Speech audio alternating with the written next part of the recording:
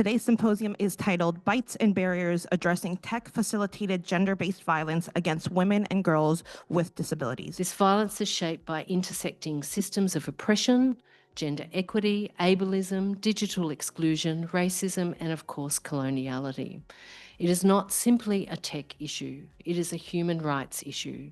We are here to unpack the digital terrain in which TFGBV occurs and examine how survivors and communities are resisting and reimagining safety, care, and justice in the virtual realm. It is clear, though, that women with disabilities are very much susceptible to online violence, and it is important to understand how women with different types of disabilities experience violence differently and the related dynamics thereof.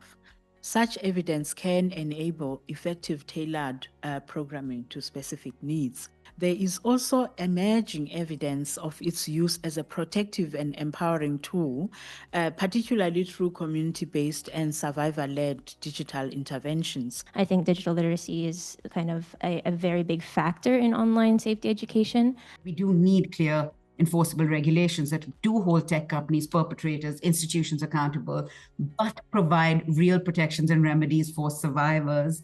We need really strong ethical principles that guide interventions, that guide policy making, and those need to be predicated on survivor safety and agency has to come first. Privacy and digital rights need to be protected.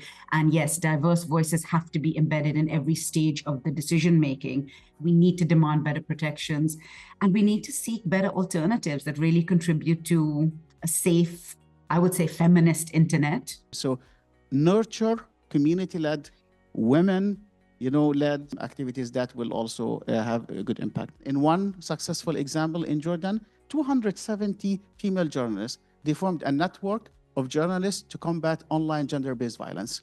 They took this issue to heart. They wrote about it. They are the shakers and movers. So a model for us is to find those gems, capitalize on journalists and media.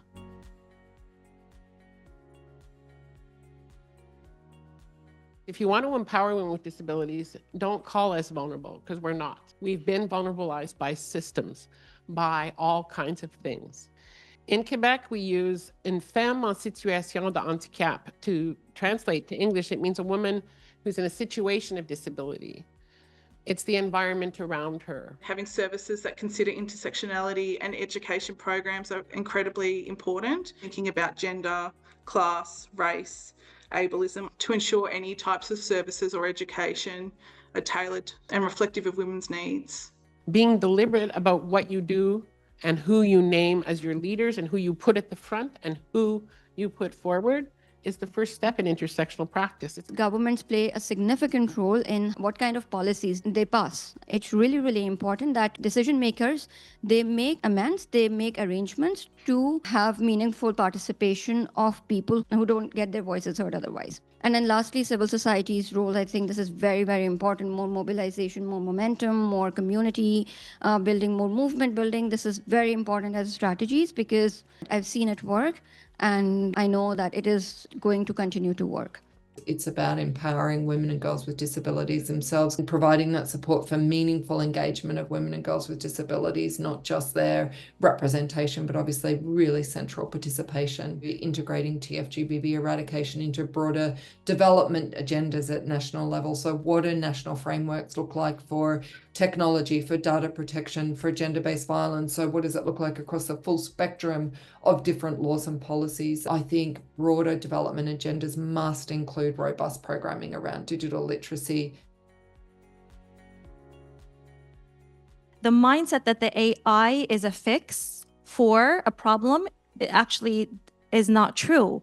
And so what we really need to see is how can we include AI in a conversation where we are actually creating policies and regulations and guidelines, and we can use machine learning and AI to study the patterns and make recommendations based on those patterns. We start from the root cause, which is the data sets. So we are trying to include equity within the creation of the data sets that are used in the research that are then being realized into applications that are being used in the world. We need expert and co-design and engaging the communities that are vulnerable. The co-design should create a very transparent conversation about what can be done, what should be done, and how can it be done. One of our challenges is the lack of specific data, right? So it's one of the focuses of our research that we're doing together is to actually co-create data focused on experiences, right? Because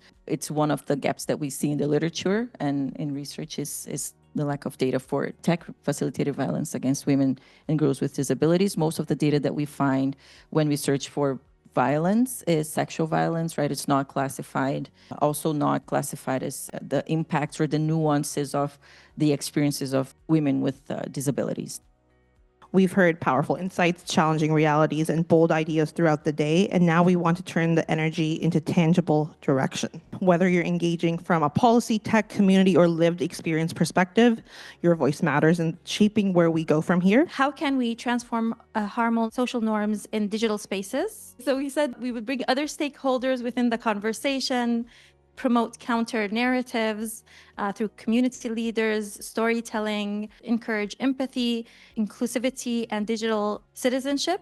We talked about the creation of good AI, counter AI that is able to detect lack of enforcement, flag lack of compliance and enforcement. We're forecasting the derailment of a conversation before it happens.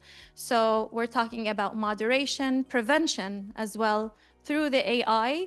And again, when we have AI flagging a certain escalation that could happen, that also kind of changes the conversation and allows for victims who usually would never think that this is a threat, that it flags something inside of them that something is wrong, and it becomes part of the conversation. We talked about connections with local communities to practice literacy, to try to engage with moderation for the content, to regulate the monetization of the economic corporate practice, and to host discussions in person about how AI is created and works to create a different sense of reality which is distorted around hate. And we also recognize that as consumers, we all have options on which sites we opt into, because the sites that we provide attention to are the sites that we're bringing revenue to.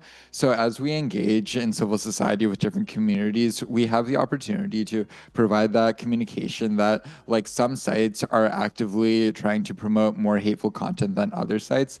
And those are the sites that we have to give real people in real communications face to face, like that kind of warning, to try to provide that education that if they go on certain sites, they're going to encounter hateful content, which is done for corporate profit. If they engage with certain pages as organizations that engage with communities on a human level, we have the opportunity to try to talk to people, especially Gen Z youth, about how the content that they engage with is created for profit and not just for public discourse.